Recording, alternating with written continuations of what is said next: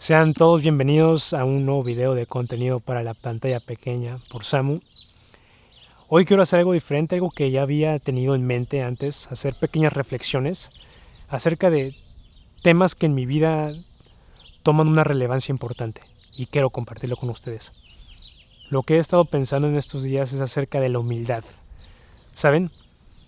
A veces tenemos un concepto erróneo o no sabemos realmente qué es la humildad. Y por eso creo que es importante que como cristianos podamos entenderlo para tener un mejor actuar.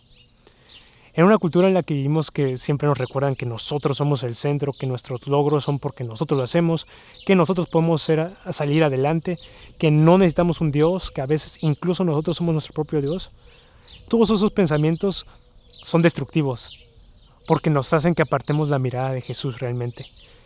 Y sobre esto quiero hablar de la trampa del orgullo. ¿Saben? El orgullo es un gran saboteador.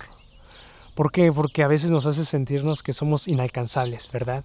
Que nosotros somos lo más importante. E incluso cuando a veces nos va bien en la escuela, en el trabajo, en la vida diaria, nos hace sentirnos invencibles y esto nos puede llevar a la arrogancia. Y la Biblia es muy tajante sobre este tipo de actitudes, sobre las consecuencias que puede tener el orgullo. ¿Saben? Aquí en Proverbios nos dice, Proverbios 11:2, acompáñenme en su Biblia. Dice, cuando viene la soberbia, viene también la deshonra, mas con los humildes está la sabiduría. Cuando nosotros dejamos que la arrogancia, que esta soberbia y este ego nos nuble nuestros pensamientos, nos aparta del propósito que Dios tiene para nosotros. E incluso nos hace forzarnos a aparentar cosas que nosotros incluso a veces no somos. Mantener una apariencia es desgastador. Y llega un momento en el que incluso nosotros ya no la podemos sostener y es cansado. Y saben, en Santiago, aquí tengo otro versículo, que es Santiago 4:6, me gusta bastante porque nos da una explicación acerca de cómo Dios ve al orgulloso y como en este caso ve al humilde. Lo leo. Dice, pero Él da mayor gracia. Por esto dice, Dios resiste a los soberbios y da gracia a los humildes. Dios no solamente ve mal que seamos soberbios, no solamente ve mal estas actitudes, sino que aquí dice se opone. Dios pone una línea entre el soberbio y entre el humilde. Mientras que el soberbio en su insensatez bloquea la gracia de Dios ante su vida, el humilde está abierto y dispuesto a que Dios actúe en su vida y obre. El Señor atiende mucho al humilde, ¿verdad? Lo hemos visto tal cual en la Biblia.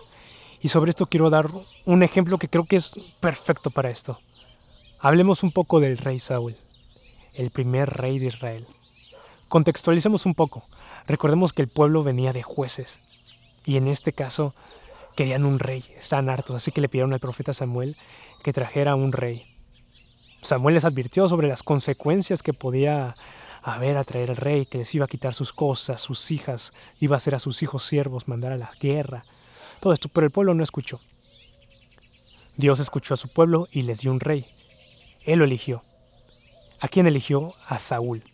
Saúl, el más pequeño de su familia, el más pequeño, su tribu era la más pequeña de Israel. Sobre esto nació el primer rey de Israel. La Biblia nos habla que en su principio Saúl fue justo, fue bueno ante los ojos de Jehová. Pero conforme pasó el tiempo, la corona fue muy pesada para él e hizo que se doblara ante los hombres en lugar de ante Dios. Entonces este problema no solo lo condenó a él y a su reino, sino a su familia. Fue una consecuencia muy grande. Dios vio que la humildad se había apartado de Saúl. Y sabemos cómo termina la historia, con Saúl muriendo en su locura, en su pecado, y viendo primero por él que ante Dios.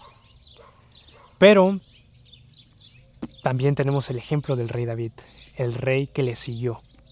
Podemos saber que él halló gracia ante los ojos de Jehová. tanto que Dios lo menciona como que era igual a su corazón, conforme a su corazón, ¿verdad? David siempre fue humilde, siempre supo reconocer el propósito que Dios tenía para él. Siempre dejó que Dios manifestara y actuara en su vivir. Tanto que él escribió en sus salmos. Dice, en Salmos 138:6, David escribe, porque el Señor es excelso y atiende al humilde, mas al altivo mira de lejos. Es clara la Biblia al decirnos que Dios aborrece completamente el orgullo, aborrece completamente al soberbio. Este pecado es indescriptible para él. En cambio, el que busca su palabra, el que busca fomentar una identidad en Cristo, es el que obtiene su gracia. Quiero seguir con un ejemplo que también tiene mucha relevancia para mí, y es acerca de Moisés. Moisés, el primer líder del pueblo de Israel, el primer juez. Pensemos un poquito en su historia de igual forma. Moisés se crió 40 años en Egipto, 40 años como príncipe. Y esto voy a dejar volar un poquito mi imaginación, un poquito nada más, acerca de que a un príncipe quizás no se le enseña que debe estar al servicio del pueblo. A un príncipe se le enseña que él merece todo, que la gente está para servirlo. Con esto no quiero decir que quizás Moisés era alguien insensato, no insensible, no. Pero podemos decir que donde se rodeó nunca hubo un espacio para humildad. Cuando vemos que él mata al egipcio y huye al desierto, 40 años, la segunda escuela, el desierto de Madián. En esos 40 años sirvió para que Moisés viviera bajo el anonimato.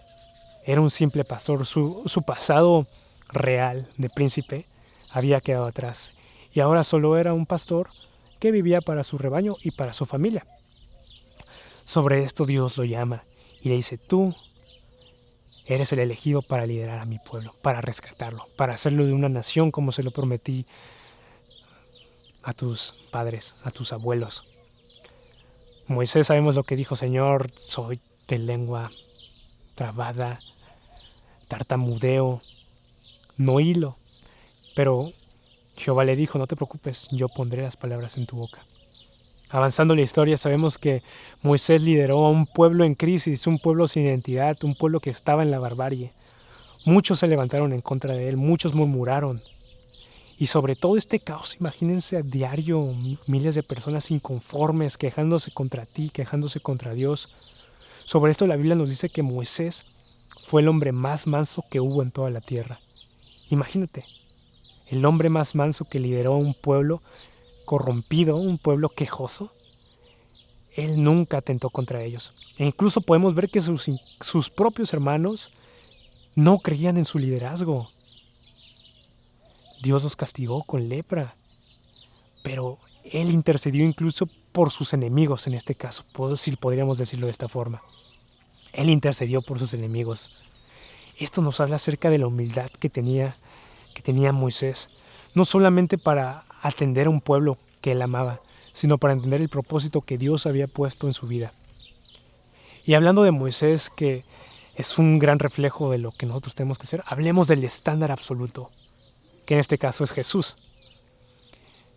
Jesús vino a demostrar con una vida libre de pecado que nosotros podemos hacer lo mismo. Y me gusta bastante esta historia de Jesús porque Él nos dejó escrito que no debemos de preocuparnos por estos problemas terrenales, sobre la grandeza. Él mismo lo dijo, yo no vine a instituir un reino aquí en la tierra, sino un reino para siempre con mi Padre. Él tenía claro su propósito y nunca buscó la grandeza en este pueblo. Al contrario, podemos ver que Él se amarró la toalla, se la puso al hombro, se inclinó y limpió los pies de sus discípulos. Pensemos en esto, que antes los maestros eran servidos por sus discípulos. Era la costumbre. Pero Jesús vino a demostrar lo contrario. Vino a demostrar que con su ejemplo vino a servir, no para ser servido. Y ese es un estándar absoluto y muy bonito porque veamos todo lo que hizo, todo lo que logró hacer, cuánta gente impactó Jesús con su propio ejemplo de vida. tanto que impactó en la vida de sus discípulos, que al principio unos mostrándose arrogantes, mostrándose soberbios, con el ejemplo de Jesús, aprendieron a vivir una vida humilde y una vida de servicio. Vivir humilde en Jesús se traduce en practicidad, ¿saben? En lugar de vernos a nosotros mismos como en un espejo sería lo normal, veamos al prójimo, veamos a quien necesita nuestra ayuda. Dios nos puso talentos, nuestro deber es trabajarlos, no usarlos para la vanagloria. Puede parecer difícil, pero si nos encomendamos cada día a la voluntad de Dios, podremos vencer. No le tengamos miedo a la humildad, no le tengamos miedo al propósito que Dios nos dio en nuestra vida. Seamos instrumentos no solo para demostrar la luz que Jesús nos pone, sino también para llevar gente a la eternidad. Muchas gracias por escuchar, por ver. Si tienes alguna idea, algo que crees que sirva, que pueda enriquecer más, escríbelo en los comentarios. También puedes contactarme por Instagram y saber más acerca de lo que pensamos. Y también me puedes dar ideas si quieres un nuevo video. Nos vemos.